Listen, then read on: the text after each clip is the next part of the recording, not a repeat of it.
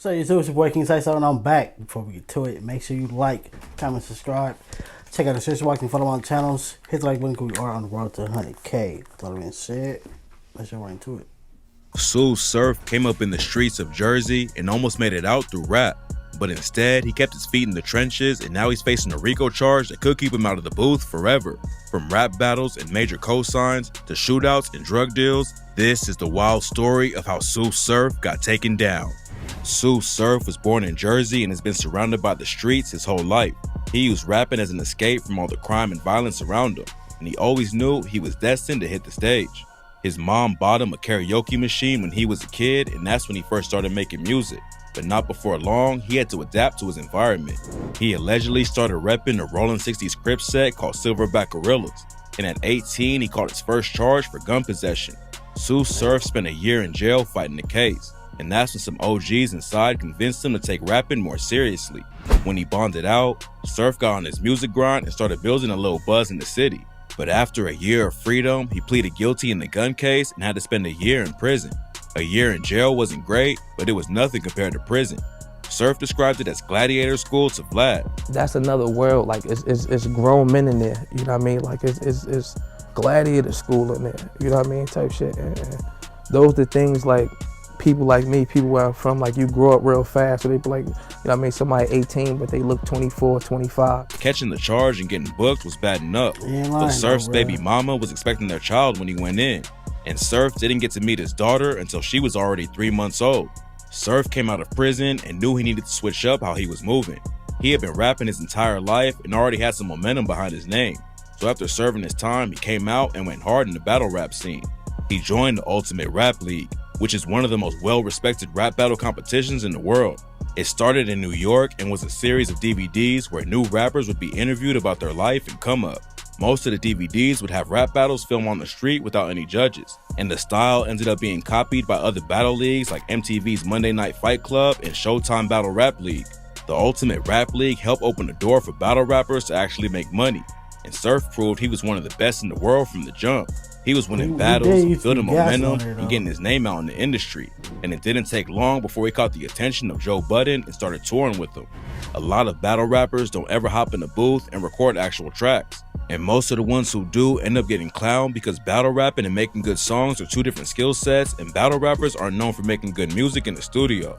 Surf has been dropping his own projects for over a decade though, and he proved that he can handle himself in the booth just as well as he can in the battle. He's linked up with Boosie Badass, Benny the Butcher, G Herbo, and way more. And a lot of his tracks have racked up over 1 million streams on Spotify. But even though his career was taking off, Tsu Surf couldn't stay out of the streets. In 2017, one of his homies was allegedly shot by the ops, and Surf wasn't gonna let it slide. He was booked for attempted murder after he allegedly let off shots at a dude from the Rolling 47 neighborhood Crips. Battle rap fans were shocked when the news broke that Surf was still out there spinning the block. And it turns out he was already out on bail for another gun possession charge when the shooting allegedly went down. Surf ended up back in jail again, but luckily he ended up beating the attempted murder case and got out in 2018. Fans were hoping he would finally leave the streets behind and focus on his music, but unfortunately, that's not how it went down. After he got out of jail again, Tsu Surf drove a friend home and had to cross through op territory. Instead of taking a different way back after dropping his friend off, Surf just headed back the same way home, and the decision almost cost him his life. Surf told DJ Vlad that if he saw an op ride through his hood like that, he'd think something was up, and apparently that's how they ended up catching him. On his way back home, Surf was stopped at a red light when some shooters hopped out and started letting off shots. The first shot went through his arm, then Surf got hit 4 more times in the ribs and stomach. At that point, he didn't know if he was gonna make it, but he definitely couldn't drive himself to the hospital.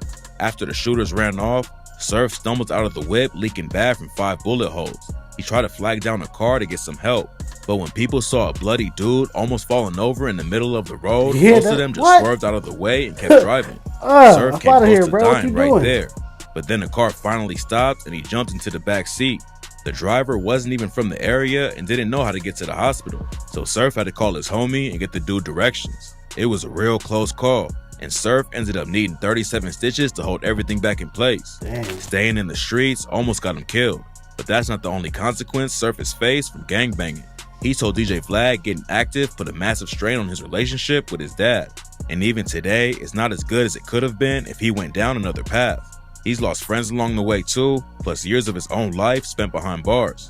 After he recovered from the shooting, Surf came back into the industry and it looked like he was finally ready to go 100% with the music. He dropped his debut album in 2019 and was running up big numbers. But then that same year, he ended up catching another gun charge. A lot of fans couldn't understand why Surf kept going back to his old ways. He had the opportunity to leave the streets behind, but for some reason, he just couldn't stop running into the police. In an interview with Bootleg Kev, Surf explained that he runs with the pack. When I run with my pack, I feel you. I'm on whatever type of time my pack on. I mean, obviously, I'm the golden child, so my pack tries to protect me from the extra outside shit that's going on. I'm running with the pack, though. Surf made it clear he wasn't going to just leave his homies behind. No, bro. No.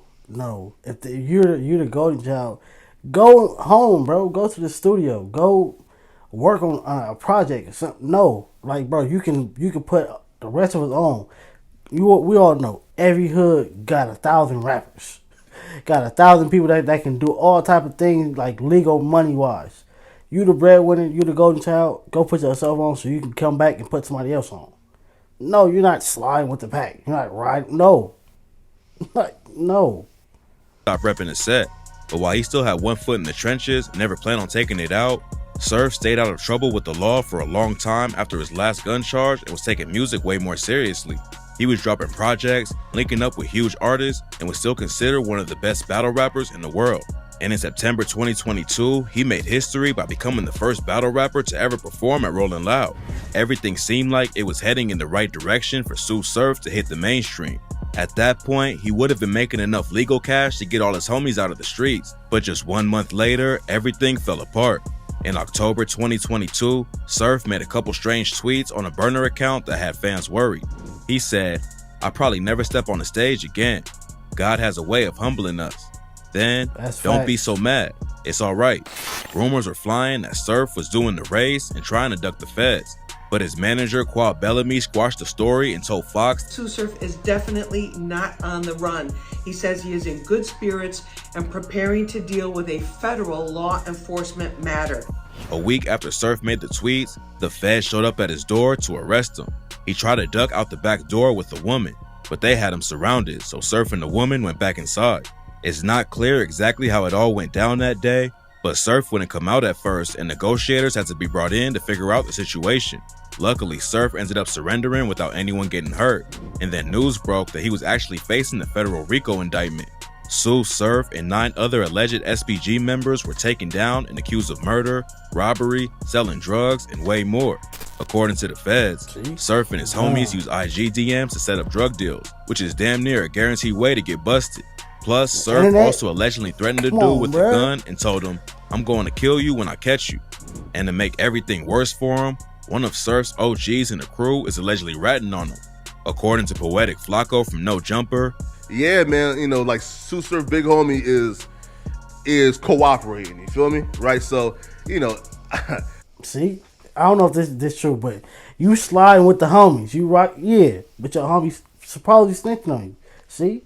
You can love the streets as much as you want to. You can love your hood as much as you want to. Every single person from your hood does not love you. The streets will never love you back. People gotta understand that, bro. Like, especially nowadays, like, this is not the first year of streets and gangs and all of this. This is not the first year of this. This has been going on for X amount of years. And people are still, you gonna risk it all? You gonna, bro. If you the golden child, bruh. No, if they didn't see that and they wasn't pushing you and telling you, like, yeah, all right, if you didn't have the sparks on your own, so like, you know what, I'm finna go focus on this career so I can put myself on and show my real ones from my hood some love. If they wasn't like agreeing with you on that, you make your real friends, bruh. He has no chance of beating this in my eyes. Federal RICOs are already one of the worst things to get wrapped up in. The feds have been investigating SPG since 2015, and they usually don't start handing down indictments until they have an easily winnable case. Facts. Surf could have left the streets behind a long time ago and went fully legit with the music, but trying to hold it down for the homies came back to haunt him.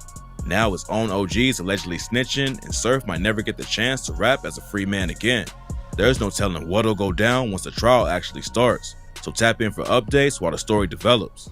That's crazy. He still might be like, oh, I'm still just rocking with the. Not saying he better go stick, but bruh, like the way how that was, like you still gonna be like, yeah, I still love him too. Like even though he snitched on me, I still love him too.